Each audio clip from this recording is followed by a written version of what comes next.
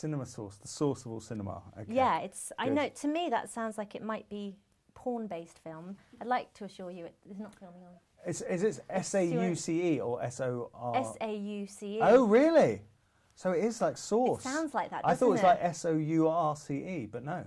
Oh, it's like the source of cinema. I think they might have spelled it wrong. It's not good. Awkward. Sorry. Awkward, yeah. So, awkward. but no porn. Hurrah! Okay. That means we're ready to go. We've cleared it up. Good. Phew. Lovely. Lovely. Thank you for speaking to us today. Pleasure's I all really mine. loved the film. Thank you. So many hilarious moments. Stand out for me, weirdly, would be Jane Asher dropping an F-bomb. Really? Well, right at the very end. Right, you just weren't there, right? You weren't Wasn't impressed. expecting it. You weren't impressed, and then at the end, Jane Asher... Pulled it back. Exactly. Yeah, the cake-baking woman drops the F-bomb. Got her to do that. I love the swearing. Nah, I love it, yeah. Oh, she loved it. She was all for swearing. She would have been happy to do anything. Probably would have done the C-bomb. Would she? But I would never ask Jane Asher to do That the would be C-bomb. outrageous. That'd be Outrageous. Exactly. I'd be deported. National treasure. So I guess we know from the beginning of the film when we start with an I do, where normally most films obviously take about an hour and a half to get to that point. Yeah. We know we're dealing with something a little bit different outside of the normal realm of rom-coms. Was that your original intention? Was it to kind of subvert things and dirty it up a little bit? Yeah, I sort of wanted this to start where every other rom-com ended, because I'm sort of bored of watching those Hollywood rom-coms about the sort of, I don't know, the ditzy LA PR girl who ends up with the gruff Australian sheep farmer, and they have to go to Venice to find a dog that's swallowed an engagement ring, and lo and behold, against all the odds, this mismatched couple end up with each other, and can you believe it? And A, that doesn't say anything about kind of real life and real relationships. B, it's neither particularly romantic nor comedic. And C, it's just all a bit sort of pointless. I was going to go for D, E, F, G, H, I, J, K, L, M, N, O, P, all the way through the points, but that would take up all your time. So I wanted to do something that was sort of a reaction to that, and was a comedy that really kind of dealt with relationships in a sort of real way, and sourced its comedy. Cinema sourced its comedy. Thank you for that. From real life, from authentic situations.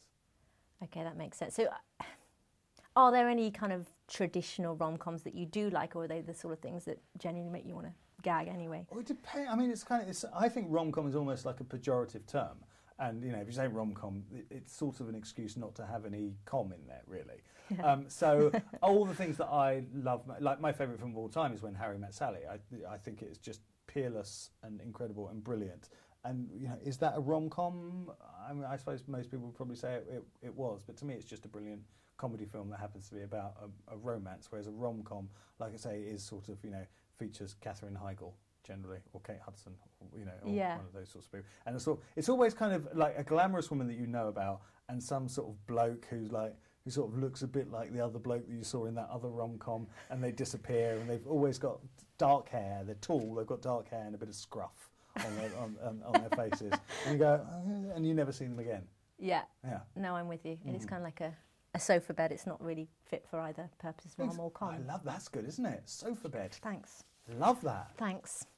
Just thought of that. That's really good. It's exciting. That's really good. Sofa, you're right. Cut that bit, yeah. So obviously we know you from working with Sasha Baron Cohen on things like Borat and Bruno and lots of other projects like that. So was it quite a big switch to do more of a solo project, can I say, writing, directing this, and also kind of dealing with maybe the more serious side of things in some respects, obviously, with the laughs around the corner? I mean, I think the challenge was to bring some of the sensibility of Borat and Bruno and Ali G to a kind of slightly more mainstream genre. So I think, if you watch this film, you'll definitely recognise some of the similar sorts of humour that you saw in those movies. So it's definitely kind of an edgier version of the rom-com. So I sort of wanted to do that, and also, frankly, I wanted to make a movie where there wasn't the daily threat of me being killed or punched, which generally happens when I'm doing sort of Borat and Bruno. So it's just nice to be able to turn up, you know, in the morning to a nice location, get some scrambled eggs, a few almonds, a bit of Diet Coke, have a nice chat with an actor, and not face sort of 100 screaming white supremacists who just want to throw bottles at you and draw guns on you. So, you know, so that was nice. Yeah, like I said, it was the danger element was removed, and that was welcome. Ever so slightly. Rafe Spall is not a man to be feared, so it's fine. No. Yeah. Fell a bit in love with him. Did you? Yeah. And his lovely penis. But do you know what? I only realised that was really his penis from watching an interview afterwards. Oh, really? Good on him. Good. I mean, well, you say good on him, but if on I was levels, packing that, right? I'd get it out. I was like, well, he's got a double for that. No, it was amazing. And like he was funny because he sort of pretended to be coy about, oh, Dan, do I have to really do it? And there was never really any conviction in his kind of, oh, I don't want to do it, because then as soon as I saw it, I thought, well, now I know precisely why you're not worried about doing it. Ridiculous. It's a guy who doesn't even need to trim. Like it's just. It's amazing. Frankly, yeah. I'd be asking to do every scene naked if I was him. Yeah. Like, you know when we do the wedding at the beginning, Dan? Do you mind if I do that naked? It's going to be in the champagne glass. That might look really nice. Oh, he'd need a pint glass. Champagne glass wouldn't accommodate it. It would be painful. Yes, exactly right. Yeah, I'm going to come back to Rafe in a little while if we can, because he's forever on my mind now. Okay. But just thinking about the other kind of ways you've maybe worked, I imagine when you were working on things like Borat and Bruno that a lot of it has to be improvised because you're obviously dealing with real people and what's going to happen there. Was there an element of improvisation within this film, or were you quite controlling? No, it's weird because you'd imagine, because I wrote the script, that I'd be very controlling about these are my words, they are very precious. But actually, the truth was, when I had so many kind of brilliantly funny people, like Rafe and Stephen Merchant and Rose is brilliantly funny, and I was brilliantly funny, and Tim Key's brilliantly funny. All those all those people are brilliant.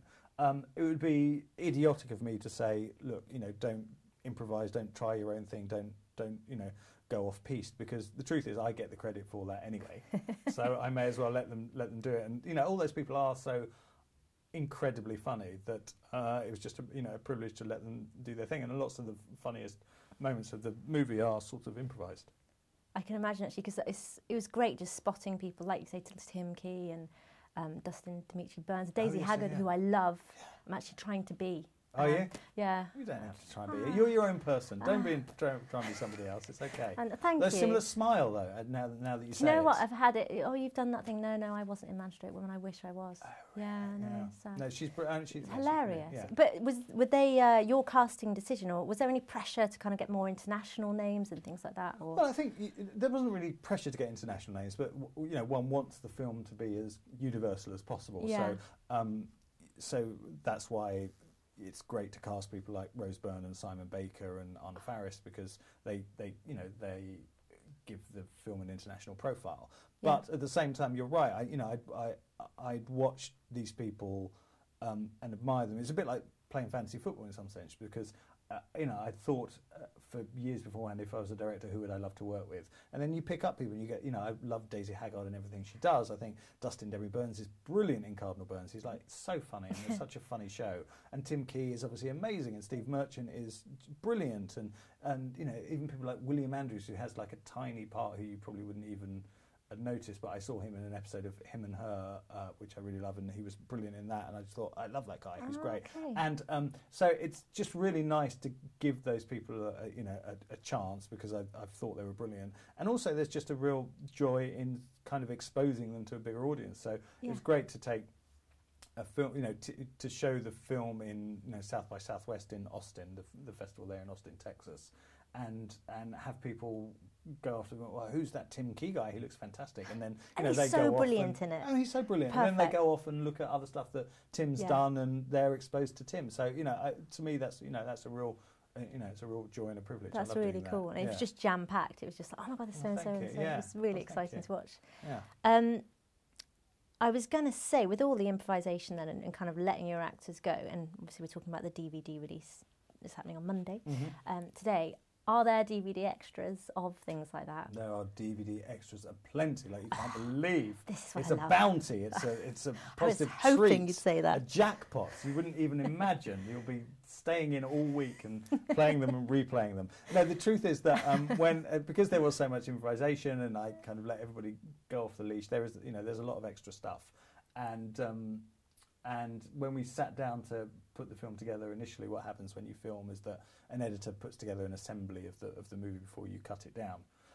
And that was 180 minutes, so that was kind of double the length of what the movie is now. Ooh. So, and amongst all that, you know, obviously there's a lot of dross, clearly, but we've got rid of the dross, and then in the deleted scenes there are some really funny bits. So, you know, there's a scene when Steve Merchant and Rafe Spall sit down, and they're in his flat, and they're sort of talking about the relationship, and that ran for about kind of 3 hours, where I just let them sort of go off and do stuff, and it's just Stephen Merchant being as funny as Stephen Merchant has ever been, kind of off the cuff, and so there's loads of that stuff in there, and yeah, lots of really funny deleted stuff. That's brilliant. That's something to look forward to then as well. Speaking of extra stuff, if we can go back to Rafe Spall,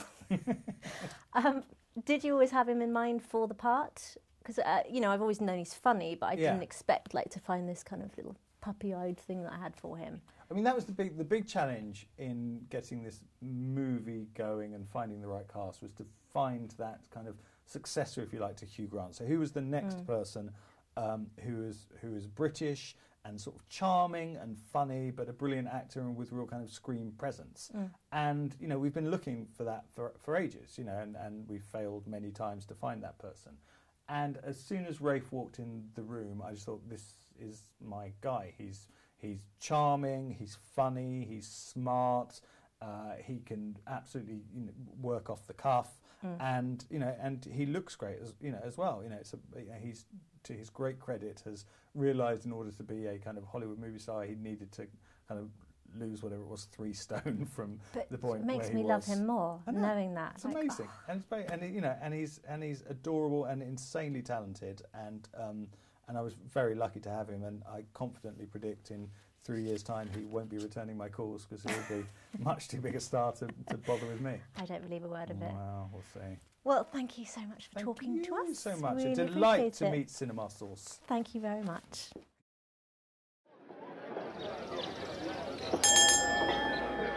Fornication. I'll read that again.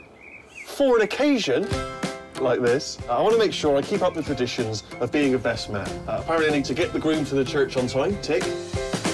I need to remember the rings, did that. And I need to have sex with a bridesmaid. To be fair, maybe when they're older. Happy 10-day anniversary. What is it? I saw you looking at it online the other day. 2 Asian lesbians and a man who looks like a fat Jesus. I thought I got it made. I married a doctor. First word. Red. Sick, lazy, stupid, disappointment. That was 9 months ago, and it's just something in our marriage that hasn't quite gelled. You realise you've married beneath yourself. You thought you could be someone better looking, better body. No. No. Right, so were they terrible sexual problems? Chloe's lovely. I don't know how you let her slip away. No, she's too nice. She's too perfect.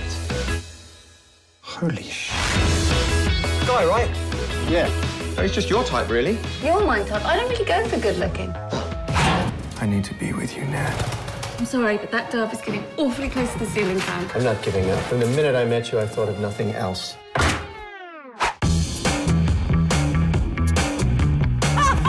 That's Kind. Boring. Warm. Warm. Put the radiator on if you want warm. Good with kids. So was Michael Jackson. It's a shame that they couldn't put your brain in her body. Do you know what I mean? That would be amazing.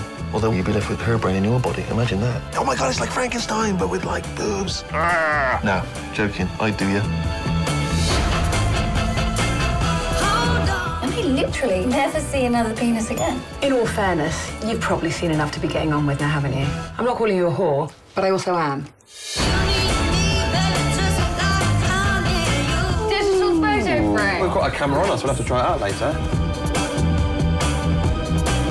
So that's Morocco, that's the hotel, and that's...